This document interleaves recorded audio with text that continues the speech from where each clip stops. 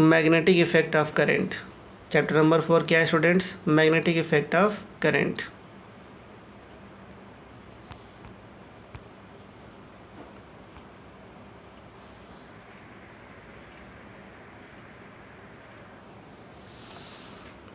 Okay, तो इस magnetic effect of current में हम लोग क्या स्टडी करेंगे? सबसे पहले स्टडी करेंगे ऑरस्टेड observation.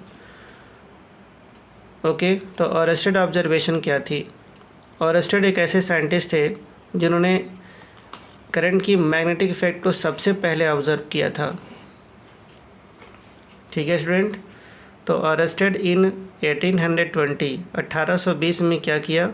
Demonstrated that a magnetic needle is deflected by A current carrying wire.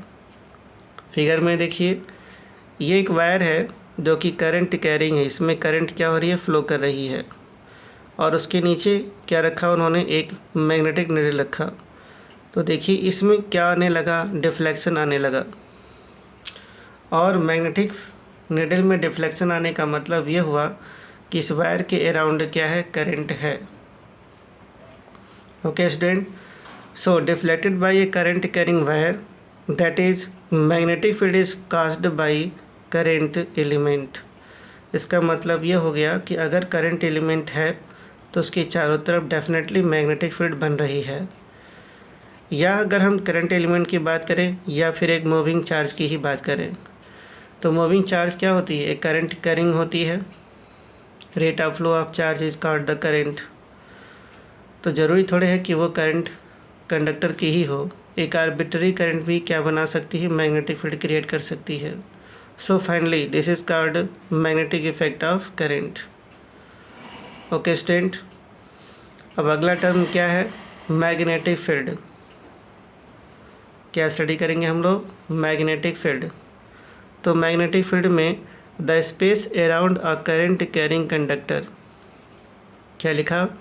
The space around a current carrying conductor, यानी कि उस कंडक्टर के चारों तरफ का जो फील्ड होगा, in which its magnetic effect can be experience, जहाँ पे उसकी मैग्नेटिक इफेक्ट को एक्सपीरियंस किया जा सके, फील किया जा सके, उसके मैग्नेटिक प्रॉपर्टी को एक्सपीरियंस किया जा सके, फील किया जा सके, हम उसको क्या कहेंगे? मैग्नेटिक फील्ड कहेंगे। और it is A vector field. हम इसे क्या कहते हैं? वेक्टर फील्ड कहते हैं। ओके, फिर अगला टर्म क्या है? अगली प्रॉपर्टी हम लोग क्या स्टडी करेंगे? Magnetic field strength. That means ये जो मैग्नेटिक फील्ड है उसकी वैल्यू कैसे कैलकुलेट की जाती है? The magnetic field strength at any point, किसी पॉइंट पर मैग्नेटिक फील्ड स्ट्रेंथ कैसे ऑब्जर्व की जाएगी? In a magnetic field, magnetic field के अंदर किसी पॉइंट पर मैग्नेटिक फील्ड की स्ट्रेंथ कैसे मेजर करेंगे? और क्या होती है ये? Numerically equal to the number of magnetic lines of force. Okay student, number of magnetic lines of force passing per unit small area, that means 5/A। B is equal to क्या होगा? 5/A weber per metre square. Weber WEBER, weber per metre square. Okay student, अगली property क्या है? Magnetic lines of force. The magnetic field lines is the path along which an isolated north pole will tend to move। Dear student, यहाँ पर एक technical बात क्या है? जैसे हमने इससे पहले इलेक्ट्रिक फील्ड लाइन की प्रॉपर्टी स्टडी की, तो वहाँ पे क्या था? पॉजिटिव चार्ज या नेगेटिव चार्ज हम फील्ड में आर्बिट्ररी फ्लो करने के लिए छोड़ देते थे।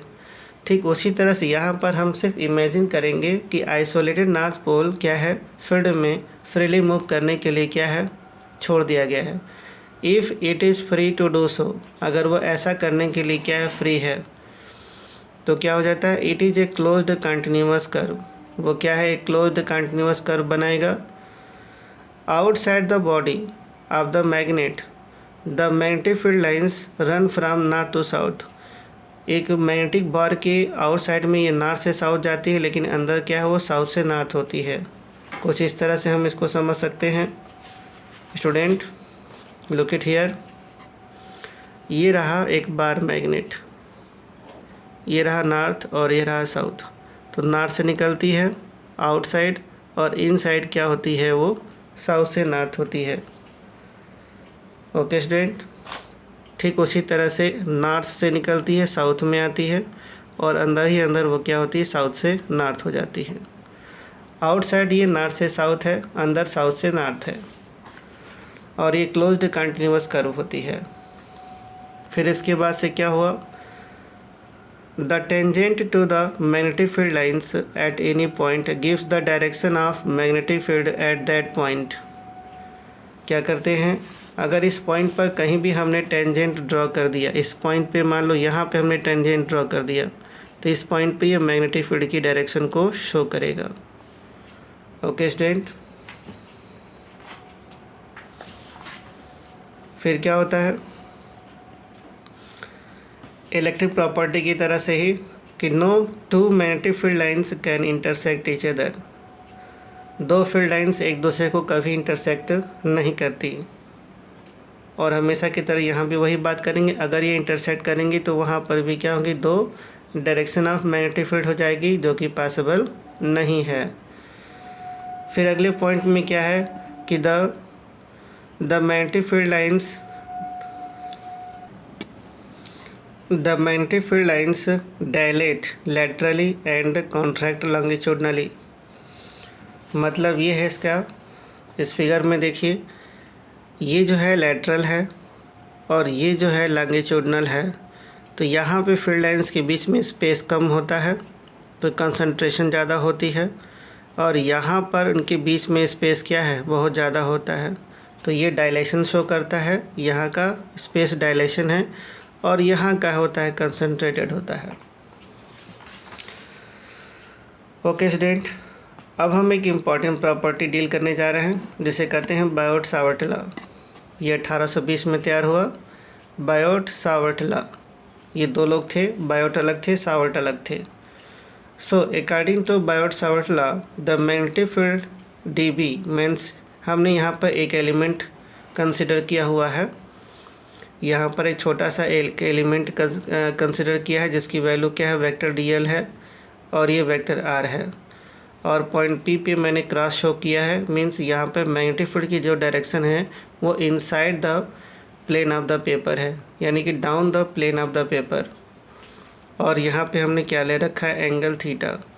और ये जो छोटा सा एलिमेंट लिया है हम इसे कहते हैं करंट एलिमेंट। और करंट क्या हो रही है, बॉटम से टॉप की जा रही है, बॉटम से टॉप की ओर जा रही है। सो बायोट-सावर्ट ने ये ऑब्ज़र्व किया कि अगर कोई करंट कैरिंग कंडक्टर है तो उससे हम किसी पॉइंट पे जब मैग्नेटिक फील्ड ऑब्ज़र्व कर रहे होते हैं तो प्रैक्टिकली क्या रिज़ल्ट मिला। उन्होंने ये देखा कि ये जो मैग्नेटिक फील्ड है इस पॉइंट P पे वो करंट पे डिपेंड करता है। मीन्स करंट की वैल्यू बढ़ाई गई तो मैग्नेटिक फील्ड की वैल्यू भी इंक्रीज़ करी। सो पहला पॉइंट क्या था, dB प्रोपोर्शनल टू I। यहाँ dB का मीन्स ये है elementary magnetic field due to the element current element. Okay, so dB proportional to dl, यानी कि यहाँ जो हम एलिमेंट ले रहे हैं अगर उस एलिमेंट की लेंथ भी बढ़ा दी गई तो भी यहाँ पे मैग्नेटिक फील्ड की वैल्यू क्या है, बढ़ जाएगी। अगला टर्म क्या था, एंगल थीटा। एंगल थीटा के साइन पर यह डिपेंड करता।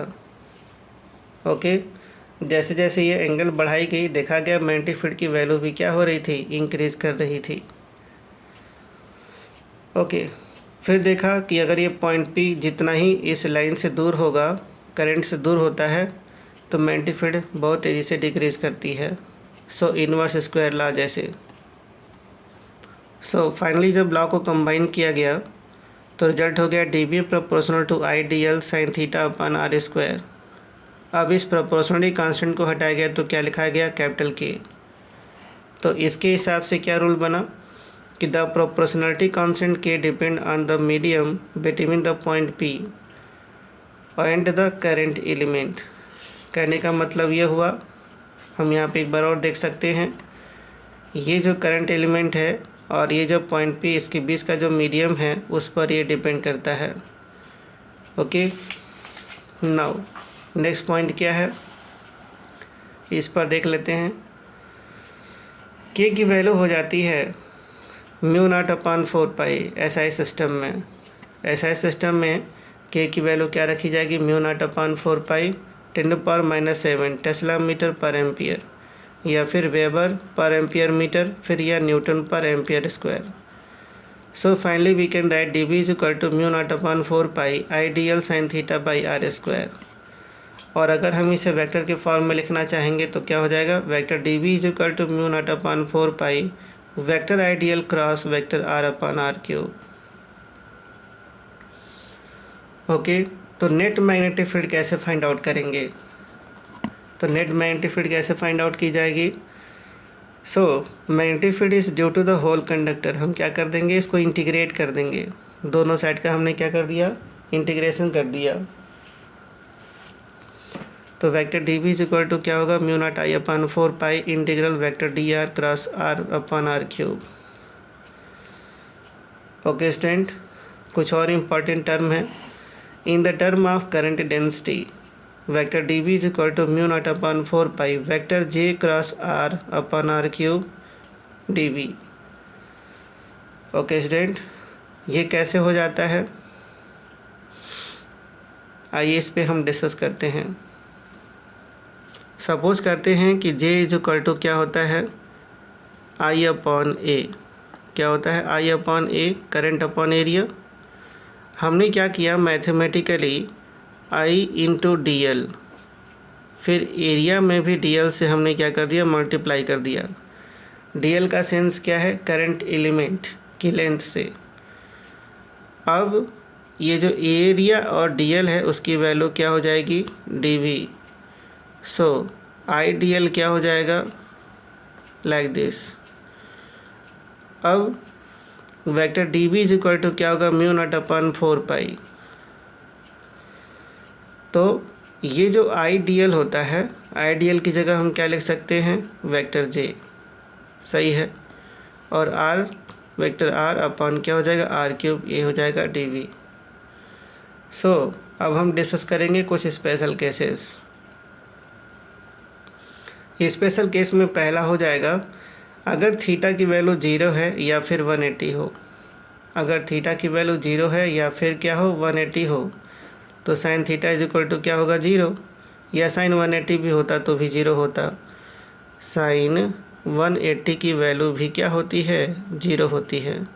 तो ऐसे केस में dB की वैल्यू क्या हो जाएगी, 0। दैट मीन्स मैग्नेटिक फील्ड वहाँ पे क्या हो जाएगा, 0 हो जाएगा। Okay student,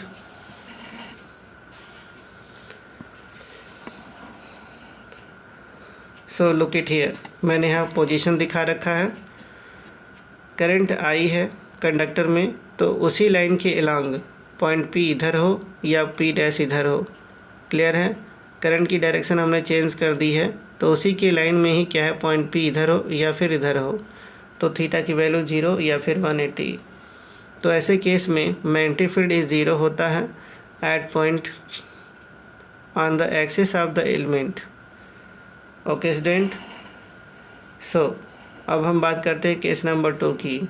if theta equal to 0, sine 90 की वैल्यू क्या होगी, 1 हो जाएगी। थीटा की वैल्यू 0 होगी, 90 होगा, तो साइन 90 की वैल्यू क्या होगी, 1। तो यहाँ जो मैग्नेटिक फील्ड मिलेगी वो क्या होगा, मैक्सिमम होगा। So dB is equal to μ0/4π IDL/r²। तो मैं यहाँ लिखता हूँ कि the magnetic field due to the current element is maximum, क्या होगा, मैक्सिमम होगा in a plane passing through the element and perpendicular to its axis.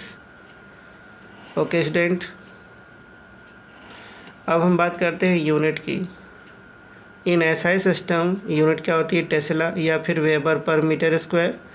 फिर इन CJ सिस्टम गॉस लेते हैं। 1 गॉस इज इक्वल टू क्या होता है, 10⁻⁴ टेस्ला, या फिर 1 tesla is equal to 10⁻⁴ gauss. So dimension of vector B, dimension क्या होता है, m L0 माने L पे 0, T -2 A -1। और डायमेंशन ऑफ म्यू नॉट क्या होता है, MLT-2 A-2। ओके स्टूडेंट, उम्मीद करते हैं यहाँ तक का लेक्चर आपको समझ में आया होगा। डियर स्टूडेंट्स, चैनल को लाइक करें, शेयर एंड सब्सक्राइब करें।